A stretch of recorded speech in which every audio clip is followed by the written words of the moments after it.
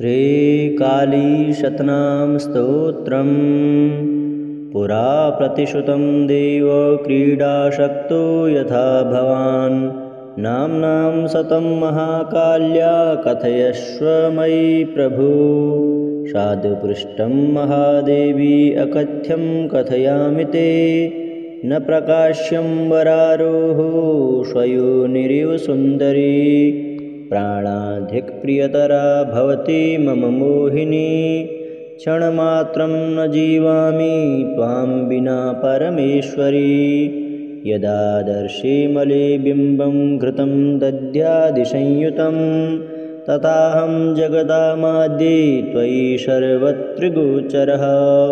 शृणु देवी प्रवक्ष्यामि जपात् सार्वज्ञदायकम्। सदाशिवहर्षि प्रोक्तो अनुष्टुप् छन्दस्य ईरितः।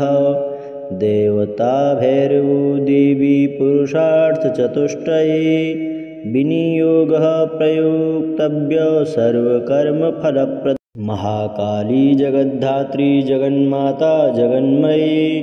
जगदम्बा गजत्सारा जगदानन्दकारिणी। जगद्विध्वंसिनी गौरी दुःखदारिद्र्यनाशिनी।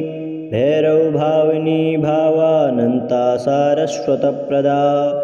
चतुर्वर्गप्रदा साध्वी सर्वमङ्गलमङ्गला। भद्रकाली विशालाक्षी कामदात्री कलात्मिका। नीलवाणी महागौरव सर्वाङ्गा सुन्दरी परा। सर्वसम्पत्प्रदा भीमनादिनी वरवर्णिनी। वरारोहा शिवरुहा महिषासुरघातिनी। शिवपूज्या शिवप्रीता दानवेन्द्रप्रपूजिता। सर्वविद्यामयी सर्वाभीष्टफलप्रदा। कोमलांगी विधात्री च विधातृवरदायिनी। पूर्णेन्दुवदना नीलमेघवर्णा कपालिनी। कुरुकुल्ला विप्रचित्ता कान्तचित्ता मदोन्मदा। मत्तांगी मदनप्रीता मदा घूर्णितलोचना।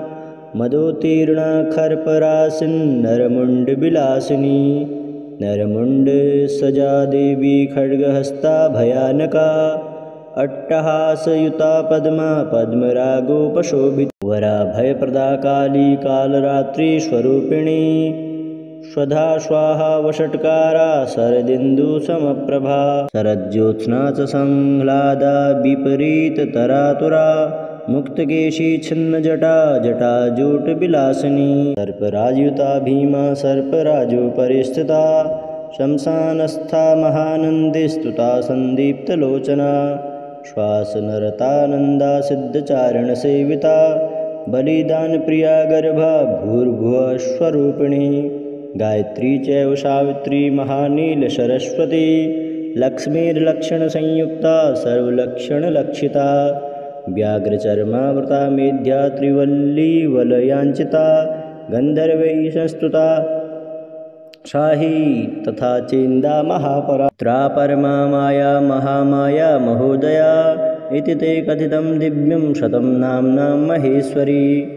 यः पठेत् प्रातरुत्थाय स तु विद्यानिधिर्भवेत्। इहलोके सुखं भुक्त्वा देवी सायुज्यमाप्नुयात्। तस्यैवस्या भवन्त्येते सिद्धयोगा सचराचराः। खेचरा भूचराश्चैव तथा स्वर्गचराश्च ते सर्वे वशमायान्ति साधकस्य हि नान्यथा। नाम्ना वरं महेशानि परित्यज्य सहस्रकम्। पठितव्यं शतं देवी चतुर्वर्गफलप्रदम्। अज्ञात्वा परमेशानि नाम्ना शतं महेश्वरी। पठितव्यं शतं देवी चतुर्वर्गफलप्रदम्। अज्ञात्वा परमेशानि नाम्ना शतं महेश्वरी। भजते यो महाकाली सिद्धिर्नास्ति कलौ युगे। प्रपठेत् प्रयतो भक्त्या तस्य पुण्यफलं शृणु। लक्ष्यवस्त्रसहस्रस्य काली पूजाफलं लभेत्। बहुना किमिहोक्तेन वाञ्छितार्थी भविष्यति। पुरा प्रतिश्रुतं देव क्रीडाशक्तो यथा भवान्। नाम्नां शतं महाकाल्या कथयस्व मयि प्रभु। साधुपृष्ठं महादेवी अकथ्यं कथयामि ते। न प्रकाश्यं वरारोहो स्वयोनिरिव सुन्दरी। प्राणाधिकप्रियतरा भवति मम मोहिनी। क्षणमात्रं न जीवामि त्वां विना परमेश्वरी। यदा दर्शे मले बिम्बं घृतं दध्यादिसंयुतं तथाहं जगदामाद्ये त्वयि सर्वत्र गोचरः। शृणु देवी प्रवक्ष्यामि जपात् सार्वज्ञदायकं सदाशिवहर्षि प्रोक्तो अनुष्टुप् छन्दस्य ईरितः। देवता भैरवो देवी पुरुषार्थचतुष्टये विनियोगः प्रयोक्तव्य सर्वकर्मफलप्रद। महाकाली जगद्धात्री जगन्माता जगन्मयी जगदम्बा गजत्सारा जगदानन्दकारिणी जगद्विध्वंसिनी गौरी दुःखदारिद्र्यनाशिनी भैरवभाविनी भावानन्ता सारस्वतप्रदा चतुर्वर्गप्रदा साध्वी सर्वमङ्गलमङ्गला भद्रकाली विशालाक्षी कामदात्री कलात्मिका नीलवाणी महागौरव सर्वाङ्गसुन्दरी परा सर्वसम्पत्प्रदा भीमनादिनी वरवर्णिनी वरारोहा शिवरुहा महिषासुरघातिनी शिवपूज्या शिवप्रीता दानवेन्द्रप्रपूजिता सर्वविद्यामयी सर्वाभीष्टफलप्रदा कोमलांगी विधात्री च विधातृवरदायिनी पूर्णेन्दुवदना नीलमेघवर्णा कपालिनी कुरुकुल्ला विप्रचित्ता कान्तचित्ता मदोन्मदा मत्तांगी मदनप्रीता मदा घूर्णितलोचना मदोत्तीर्णा खर्परासिन्नरमुण्डविलासिनी नरमुण्डसजा देवी खड्गहस्ता भयानका अट्टहासयुता पद्मा पद्मरागोपशोभिता वराभयप्रदा काली कालरात्रिस्वरूपिणी स्वधा स्वाहा वषट्कारा शरदिन्दुसमप्रभा शरज्योत्स्ना च संह्लादा विपरीततरातुरा मुक्तकेशी छिन्नजटा जटाजूटविलासिनी सर्पराजयुता भीमा सर्पराजोपरिस्थिता शंसानस्था महानन्दिस्तुता सन्दीप्तलोचना श्वासनरतानन्दा सिद्धचारणसेविता बलिदानप्रिया गर्भा भूर्भुवस्वरूपिणी गायत्री चैव सावित्री महानीलसरस्वती लक्ष्मीर्लक्षणसंयुक्ता सर्वलक्षणलक्षिता व्याघ्रचर्मावृता मेध्या त्रिवल्ली वलयाञ्चिता गन्धर्वैः संस्तुता शाही तथा चेन्दा महापरा त्रापरमा माया महामाया महोदया इति ते कथितं दिव्यं शतं नाम्नां महेश्वरी यः पठेत् प्रातरुत्थाय स तु विद्यानिधिर्भवेत् इहलोके सुखं भुक्त्वा देवी सायुज्यमाप्नुयात् तस्य वश्या भवन्त्येते सिद्धोगा सचराचराः खेचरा भूचराश्चैव तथा स्वर्गचराश्चैव ते सर्वे वशमायान्ति साधकस्य हि नान्यथा नाम्ना वरं महेशानि परित्यज्य सहस्रकं पठितव्यं शतं देवी चतुर्वर्गफलप्रदम् अज्ञात्वा परमेशानि नाम्ना शतं महेश्वरी पठितव्यं शतं देवी चतुर्वर्गफलप्रदम् अज्ञात्वा परमेशानि नाम्ना शतं महेश्वरी भजते यो महाकाली सिद्धिर्नास्ति कलौ युगे प्रपठेत् प्रयतो भक्त्या तस्य पुण्यफलं शृणु लक्ष्यवस्त्रसहस्रस्य काली पूजाफलं लभेत् बहुना किमि होक्तेन वाञ्छितार्थी भविष्यति पुरा प्रतिश्रुतं देव क्रीडाशक्तो यथा भवान् नाम्नां शतं महाकाल्या कथयस्व मयि प्रभु साधुपृष्ठं महादेवी अकथ्यं कथयामि ते न प्रकाश्यं वरारोहो स्वयोनिरिव सुन्दरी प्राणाधिकप्रियतरा भवति मम मोहिनी क्षणमात्रं न जीवामि त्वां विना परमेश्वरी यदा दर्शे मले बिम्बं घृतं दध्यादिसंयुतं तथाहं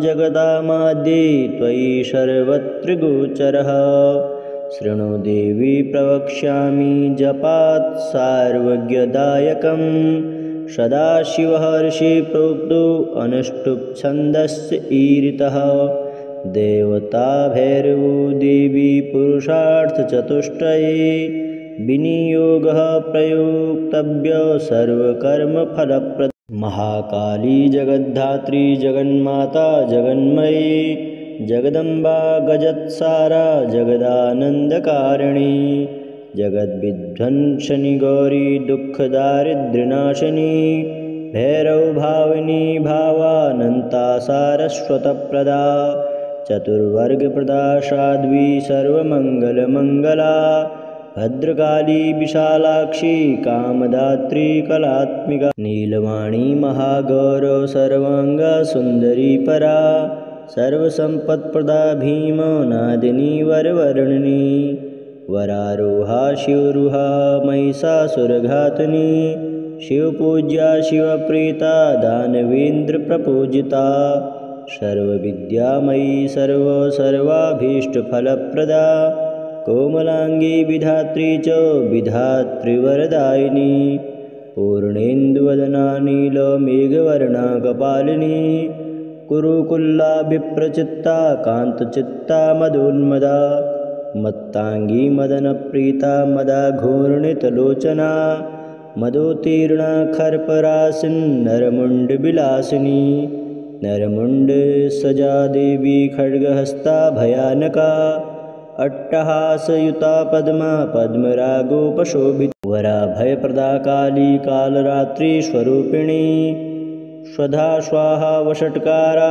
शरदिन्दुसमप्रभा शरज्योत्स्ना च संह्लादा विपरीततरातुरा मुक्तकेशी छिन्नजटा जटाजूटविलासिनी सर्पराजयुता भीमा सर्पराजोपरिस्थिता शंसानस्था महानन्दिस्तुता सन्दीप्तलोचना श्वासनरतानन्दा सिद्धचारणसेविता बलिदानप्रिया गर्भा भूर्भुवस्वरूपिणी गायत्री चैव सावित्री महानीलसरस्वती लक्ष्मीर्लक्षणसंयुक्ता सर्वलक्षणलक्षिता व्याघ्रचर्मावृता मेध्या त्रिवल्ली वलयाञ्चिता गन्धर्वैः संस्तुता शाही तथा चेन्दा महापरा त्रापरमा माया महामाया महोदया इति ते कथितं दिव्यं शतं नाम्नां महेश्वरी यः पठेत् प्रातरुत्थाय स तु विद्यानिधिर्भवेत् इहलोके सुखं भुक्त्वा देवी सायुज्यमाप्नुयात्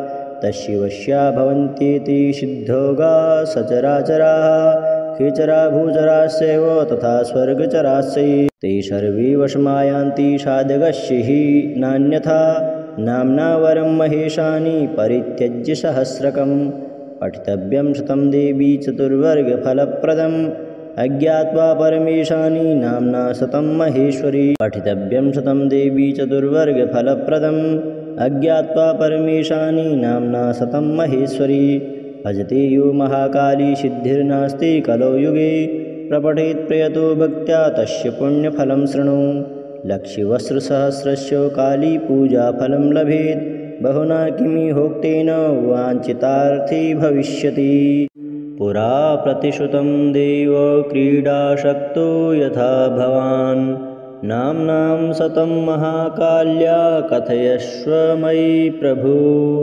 साधुपृष्ठं महादेवी अकथ्यं कथयामि ते न प्रकाश्यं वरारोहो स्वयोनिरिव सुन्दरी प्राणाधिकप्रियतरा भवति मम मोहिनी क्षणमात्रं न जीवामि त्वां विना परमेश्वरी यदा दर्शे मले बिम्बं घृतं दध्यादिसंयुतं तथाहं जगदामाद्ये त्वयि सर्वत्र गोचरः शृणु देवी प्रवक्ष्यामि जपात् सार्वज्ञदायकं सदाशिवहर्षि प्रोक्तो अनुष्टुप् छन्दस्य ईरितः देवता भैरवो देवी पुरुषार्थचतुष्टये विनियोगः प्रयोक्तव्य सर्वकर्मफलप्रद महाकाली जगद्धात्री जगन्माता जगन्मयी जगदम्बा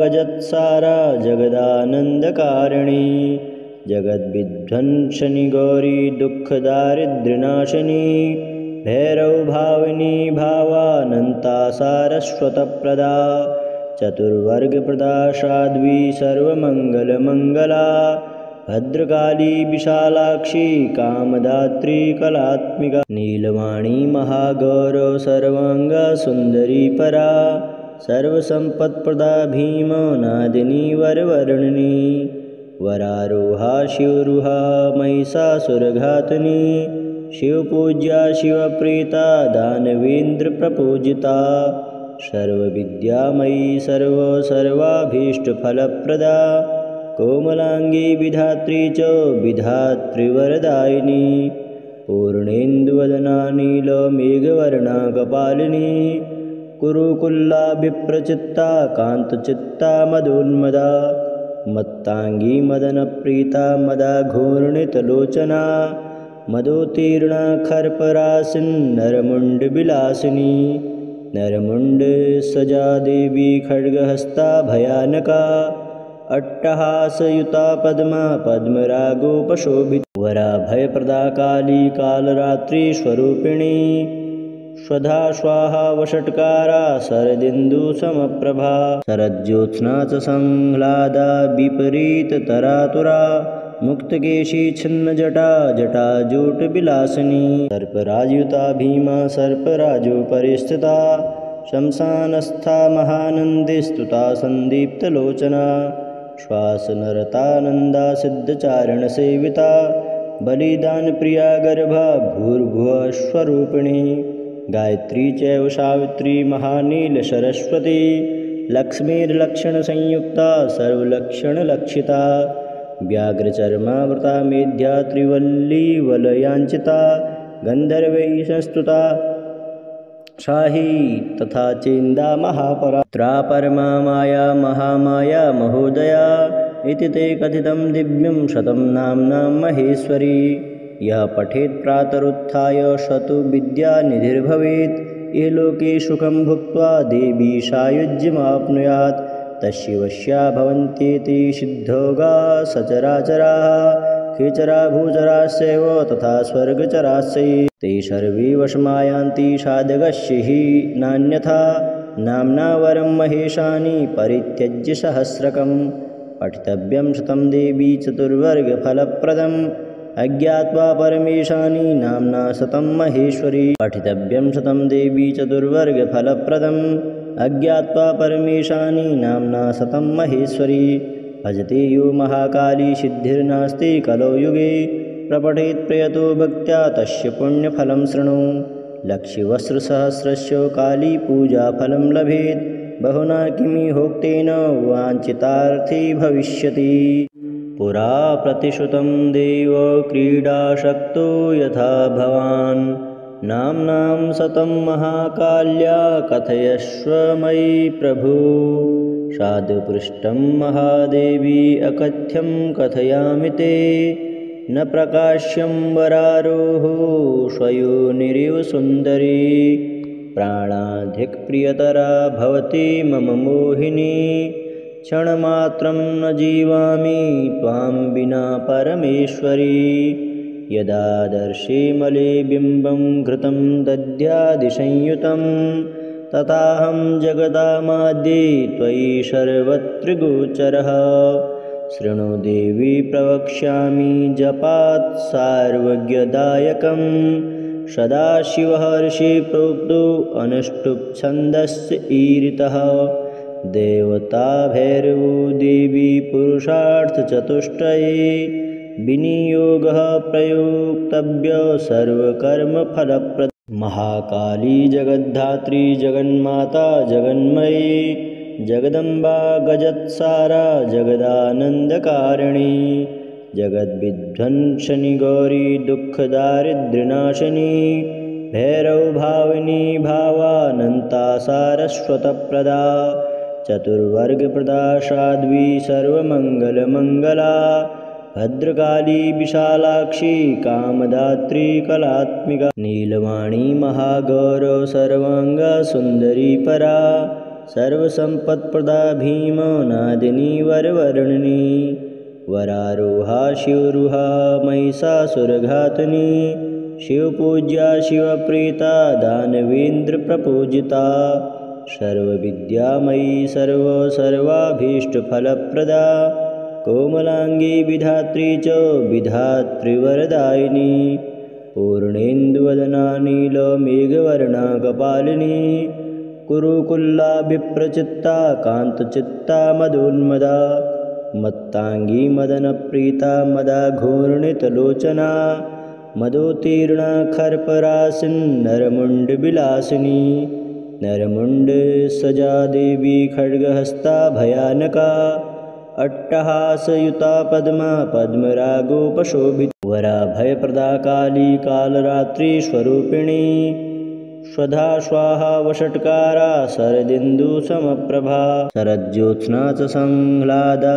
विपरीततरातुरा मुक्तकेशी छिन्नजटा जटाजूटविलासिनी सर्पराजयुता भीमा सर्पराजोपरिस्थिता शंसानस्था महानन्दिस्तुता सन्दीप्तलोचना श्वासनरतानन्दा सिद्धचारणसेविता बलिदानप्रिया गर्भा भूर्भुवस्वरूपिणी गायत्री चैव सावित्री महानीलसरस्वती लक्ष्मीर्लक्षणसंयुक्ता सर्वलक्षणलक्षिता व्याघ्रचर्मावृता मेध्या त्रिवल्लीवलयाञ्चिता गन्धर्वैः संस्तुता शाही तथा चेन्दा महापरा त्रापरमा माया महामाया महोदया इति ते कथितं दिव्यं शतं नाम्नां महेश्वरी यः पठेत् प्रातरुत्थाय शतु विद्यानिधिर्भवेत् ये लोके सुखं भुक्त्वा देवी सायुज्यमाप्नुयात् तस्यैवस्या भवन्त्येते सिद्धोगा